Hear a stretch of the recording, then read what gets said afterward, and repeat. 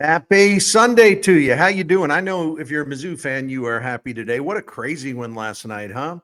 What a nutty, bananas, insane football game. It went from being in the first half one of the most boring football games, college or NFL, but one of the most boring college football games you'd ever have to sit through. I mean, it was bad, right?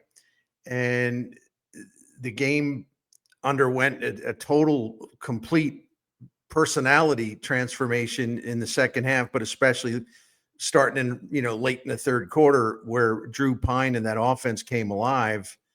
And we'll get into that. I mean, he was superb with the game on the line, just absolutely superb.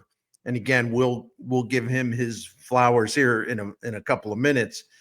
But anyway, Mizzou beats Oklahoma 30-23, and the Tigers go to 7-2 on the season. And this is the Bernie Miklasz Show. Welcome to my YouTube channel. Please subscribe if you haven't done it. I would very much be grateful, and I appreciate all your comments under the videos, and also you hit the like button. Again, thank you for your support. We're growing and we're doing well, and I'm having fun doing it.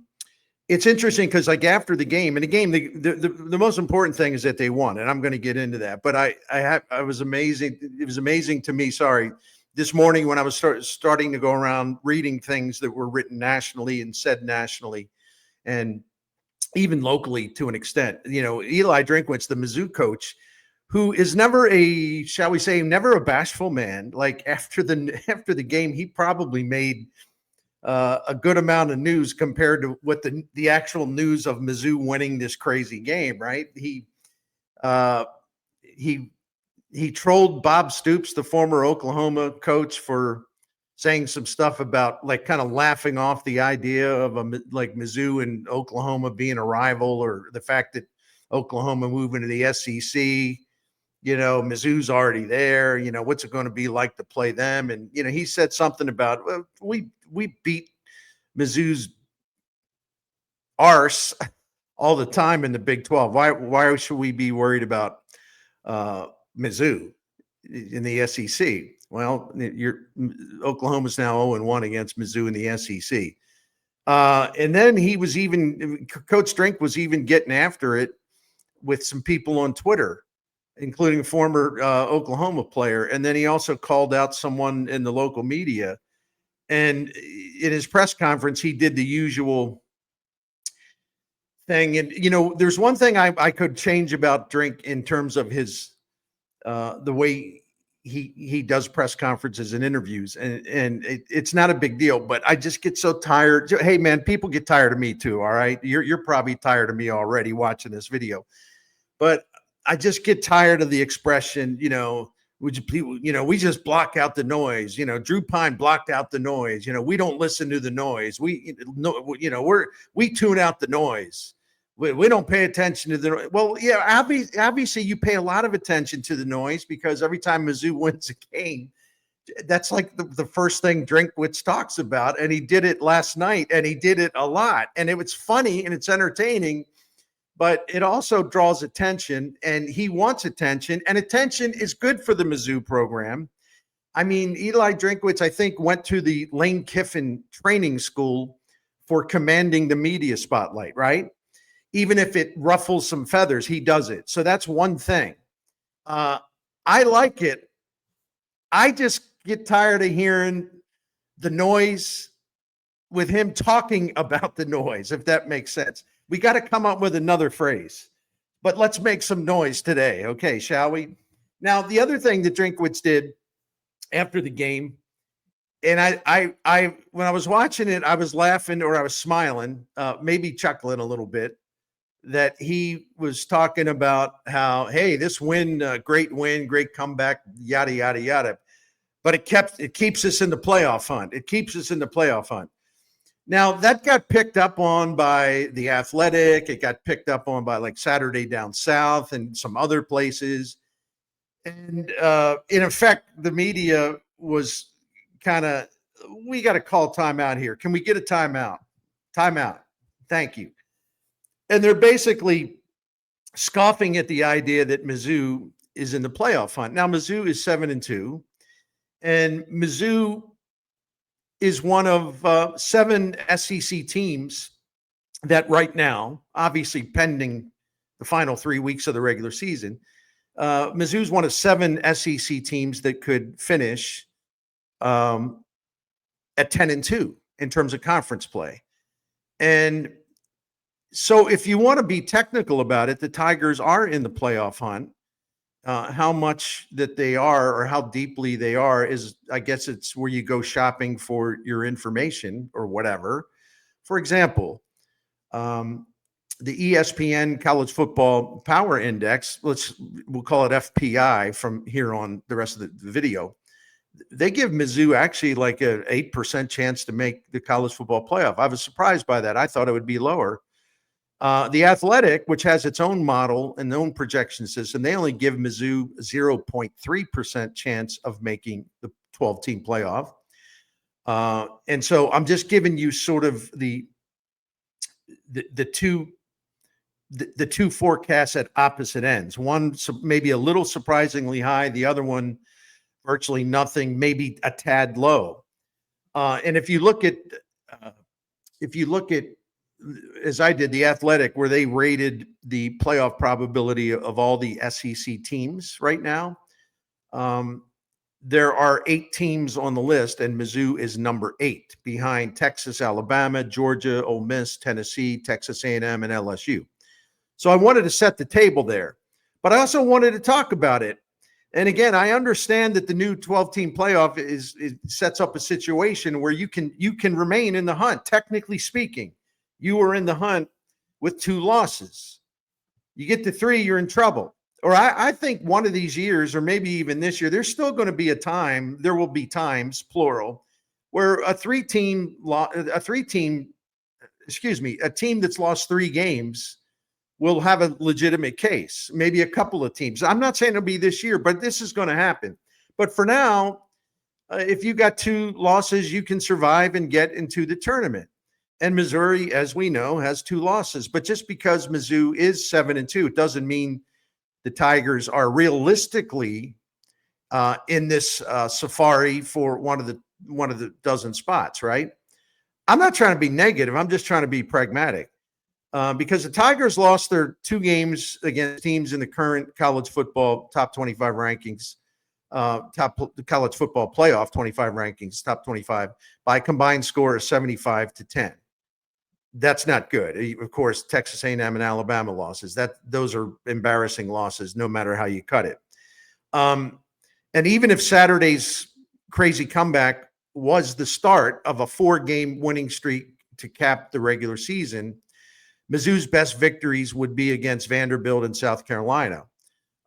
Those are fine victories, but there's not a victory on this schedule over one of the so-called big boys. It just isn't there. And yet against a couple of the big boys, Mizzou got slapped into submission, and it was pretty bad. It was real bad. Now, the ESPN metrics give the Tigers a 13% chance to win out and finish 10-2. It can be done, so I'll play along. The Tigers should win at Mississippi State on November the 23rd. If they don't, well, nothing to talk about. And they should get past Arkansas at Faurot Field on November the 30th. But first up, as you all know, first up is Saturday's game at South Carolina. And that is a must-win game for Mizzou, and it is a huge challenge, maybe more than, say, casual fans realize.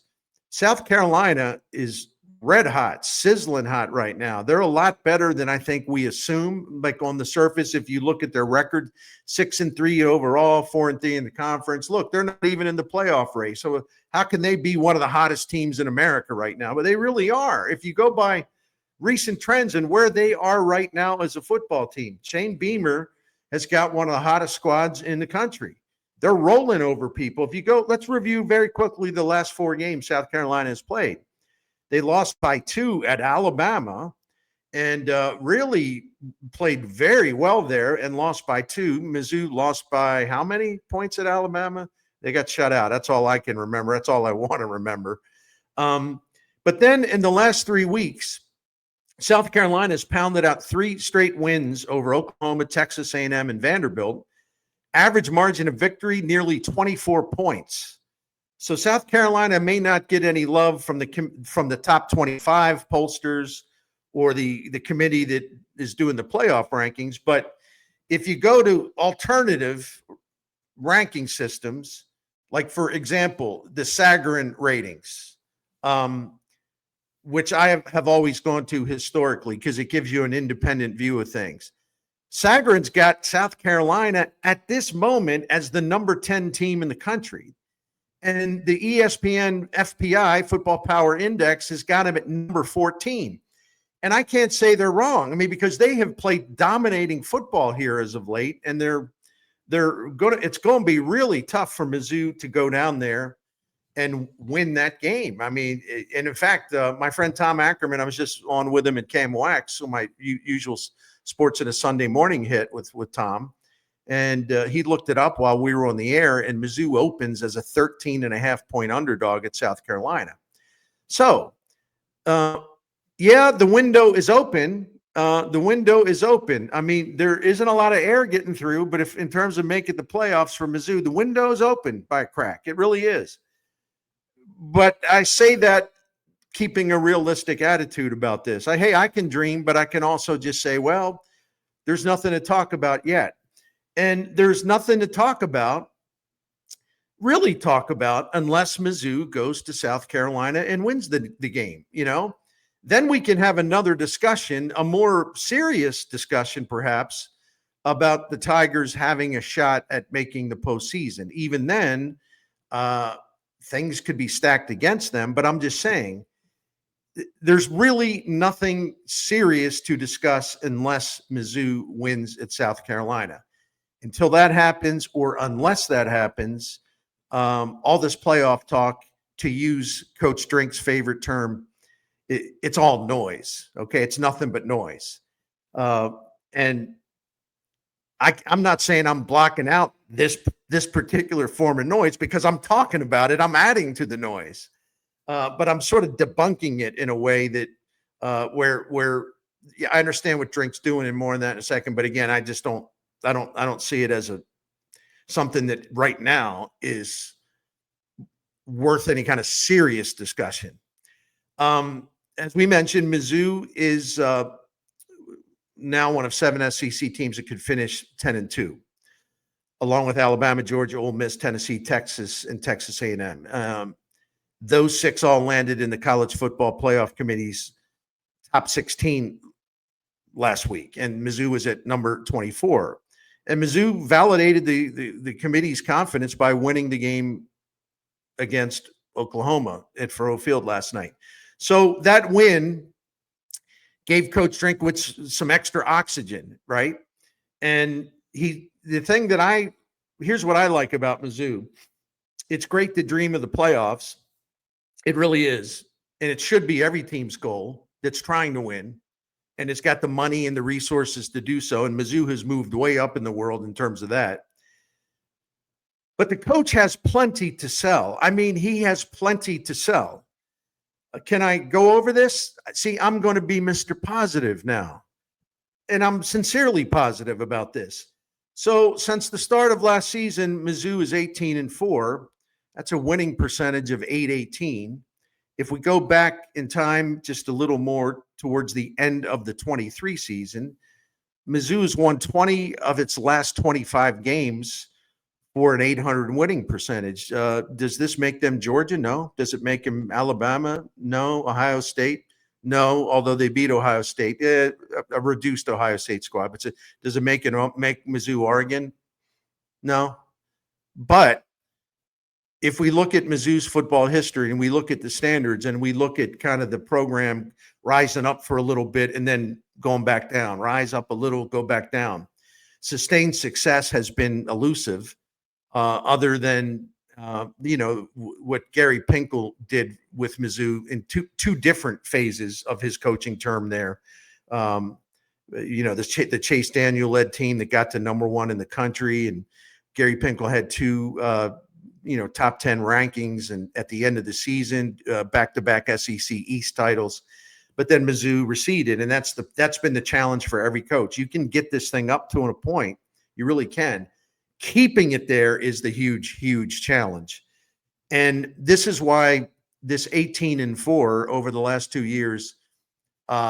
Fans at Alabama may sneer at that or something. I don't know. But for Mizzou, it's all relative to what your history is. And for a Mizzou team to win 18 out of its last 22 games is impressive, even if there have been some disappointments baked in.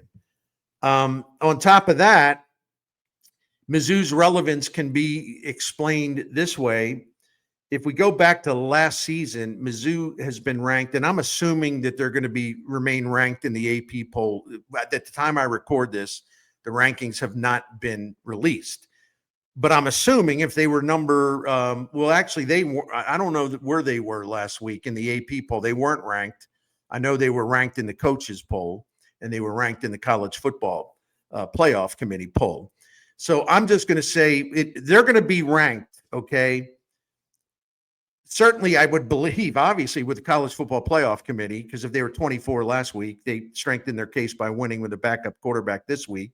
And if they were already ranked in the football college, the college coaching poll, they'll stay in there too. So I'm going to just go ahead and assume they're going to be ranked again when this is announced today, no matter where they're ranked. So anyway, if we go back to last season, Mizzou has been ranked in 21 of the last 22 Associated Press polls, the top 25 AP, including I think the streak got to like 19 in a row, might even be 20. And that includes the final ranking of 2023 and the preseason ranking for 2024. Mizzou has been ranked in the top 10 8 times in the last 14 Associated Press top 25 polls. This is really heady stuff, impressive stuff, outstanding stuff for a program that, as we mentioned, has struggled to kind of hit that more elite level of college football and then stay there for a while. So Drink doesn't have to scrounge for something positive to talk about. He really doesn't, because the team's record over the last 2 seasons speaks, by Mizzou standards, it speaks loudly, very loudly. It really does. But if he wants to, like last night, he's got an SEC network audience. He laid out a soundbite or two right at the end of the game that the national media picked up on, which was exactly Drinkwitz's plan and his hope and his motivation. He would stir it up a little bit. So what does that mean? Well, he says, well, we're still alive. Yeah, the playoffs, we're still in it.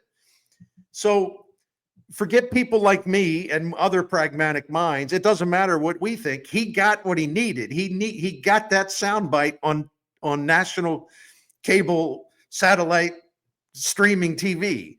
And there's a lot of recruits that are going to hear about it, read about it, whatever. So he was selling.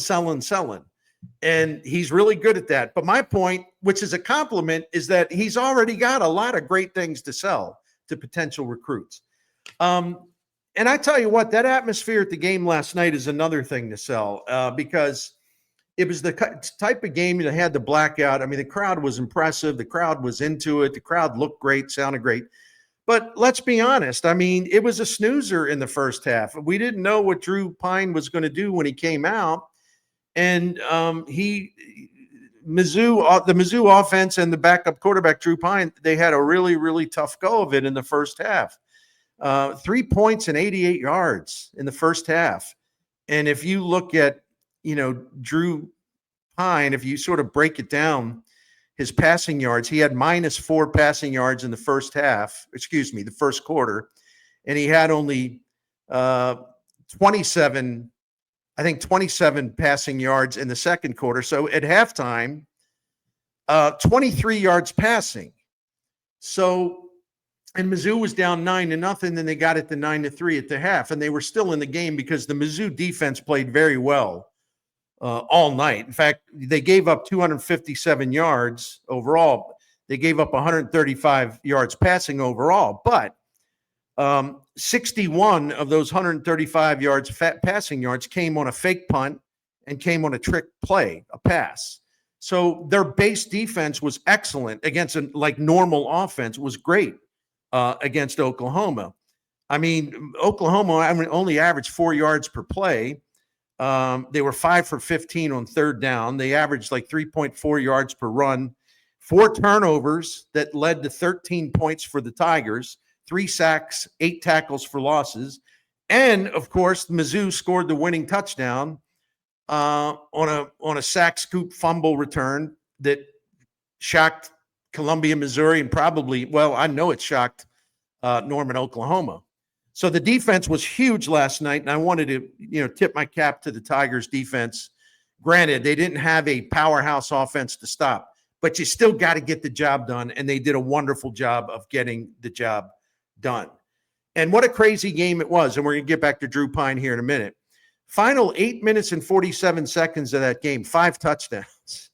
2 were on fumble returns, 1 for each side. There's no action at all. And you get into the third quarter and there's still no action at all. And then it's starting to perk up a little bit. And then the final 8 minutes and 47 seconds, boom, 5 touchdowns, all the action you would want. And depending on who you were rooting for, you were either way up or you were way down, and it would soon reverse the other way, right? It was just great stuff. It was great entertainment. And it kind of rose up from nowhere because this game was absolutely a dud. I mean, Mizzou fans were booing, at least Drinkwitz said. I tend to not like focus on that when I'm watching the game as a fan. But Drinkwitz, of course, made a big deal about it. We blocked out the noise. Okay, we got you, coach. If there was noise to be blocked out, Drew Pyne blocked it out because let me tell you something. As you know, I'm telling you what you know, but let me break it down. So you look at his game, it's 14 for 27, 52%, 143 yards, big deal, 143 yards.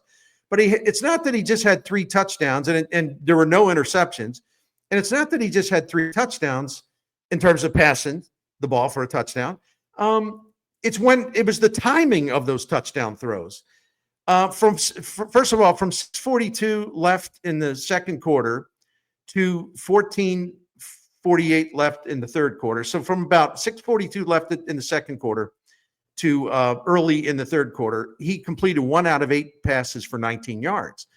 So it looked at that point that the night was getting worse and worse and worse for Drew Pyne. I mean, listen, great guy, proud guy, clearly cares, clearly wants to give his team what they need, clearly wants to come through. And I found myself at the Alabama game, watching the Alabama game, feeling bad for him because he was thrown in a really awful position. And Brady Cook, who we all think highly of as a guy and as a Mizzou guy and a competitor and all that, Brady Cook wasn't playing all that well in terms of his accuracy before he got hurt. And then Drew Pyne came in and his accuracy was even worse. And it was just a tough spot for him in Alabama, as we know. But then it carried over to Saturday night. I mean, he was just misfiring. Nothing was happening. I repeat, he went before Mizzou started to click in and Drew Pyne led them in clicking in. Right before that, man, one completion in 8 attempts, right? It wasn't getting any better. It was actually snowballing, and it was like, oh my gosh, how bad will this be? My gosh. So from 12 minutes and 17 seconds left in the third quarter to the end of the game, he was 8 out of 14, 120 yards and 3 touchdowns on the 3 drives that led to his touchdown passes, and all were critical. 4 for 5, 44 yards. It ends with a 13-yard touchdown pass on a screen to Theo Weiss, okay? Then a short drive set up, by the Mizzou defense, a short drive, 1 for 2 for 5 yards. Second touchdown pass, a 5-yard touchdown pass to the tight end, Brett Norfleet. I wish they threw to him more often. What a target. Then where they needed to come back after Oklahoma raced in with a fumble recovery, Mizzou's down 23-16 with 2 minutes left, had a 3rd and 16 after a sack, and Pyne throws one 33 yards. It's basically like, hey, you're Luther Burden III. I'm your quarterback. I'm going to give you a chance to go up and make a play, which, if you think about it, is really a smart approach. It's not a haphazard approach at all.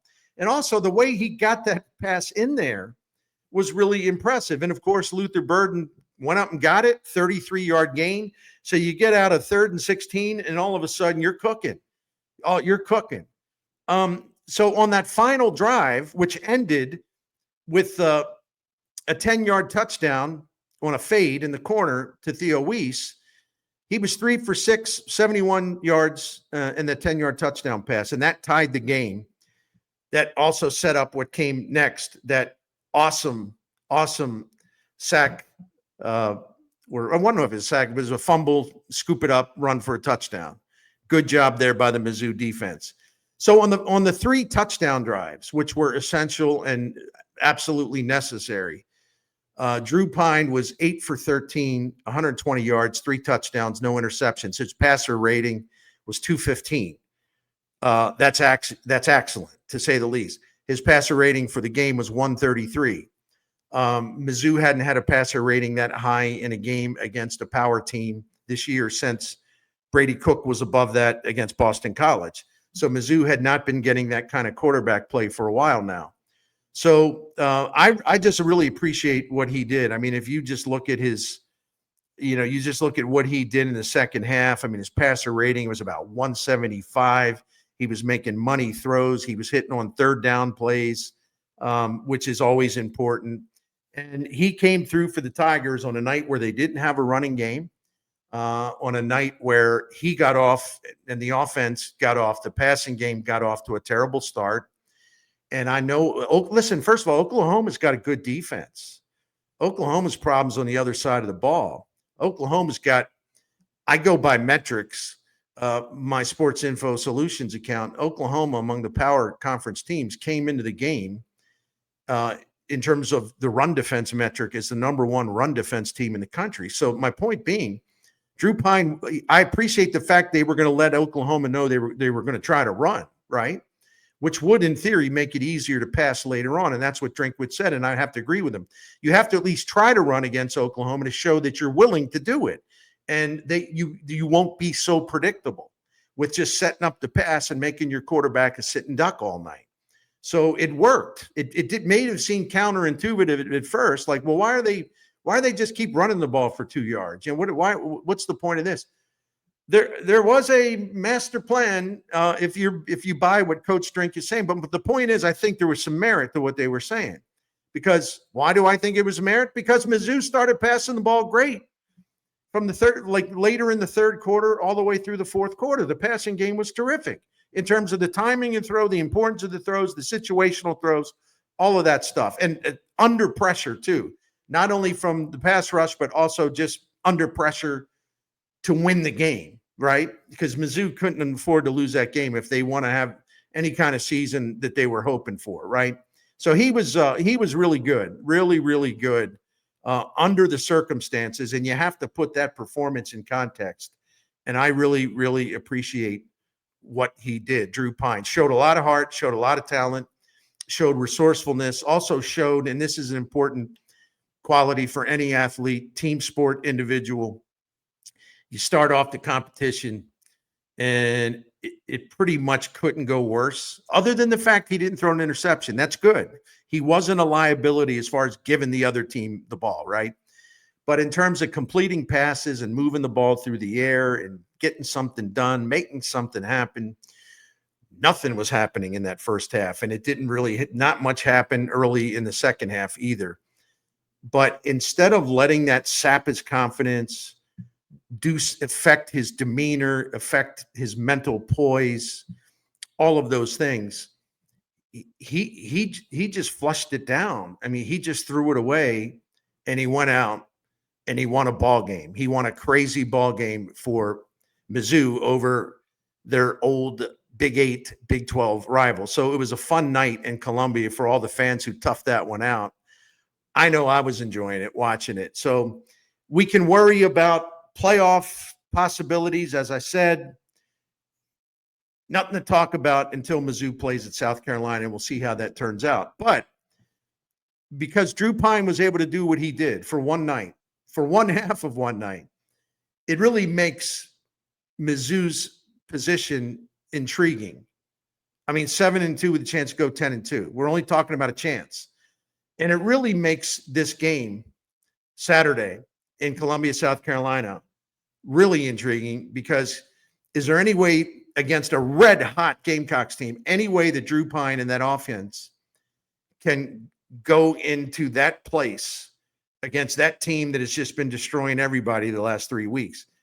Can they take that performance, Drew Pyne in particular, take that performance and transport that thing to South Carolina and do something similar? That is a huge challenge, but that's why these games are great. That's why we watch, because you always have questions. You always want to see what somebody's got. You always want to see what they're capable of. And I got to believe that Drew Pyne's confidence went way up last night. Is it going to be enough come Saturday in Columbia SC? Don't know. I hope so. I hope it's a good game because I'd like to see Mizzou give Coach Drink more reasons to go yappity, yappity, yap, and to give the national media more things to talk about. Anyway, I've enjoyed visiting with you this morning. Thank you for watching, and we'll be back. I'll be back tomorrow morning here on the Bernie Show channel on YouTube. Again, thank you very much, and I hope you have a pleasant Sunday. Thank you.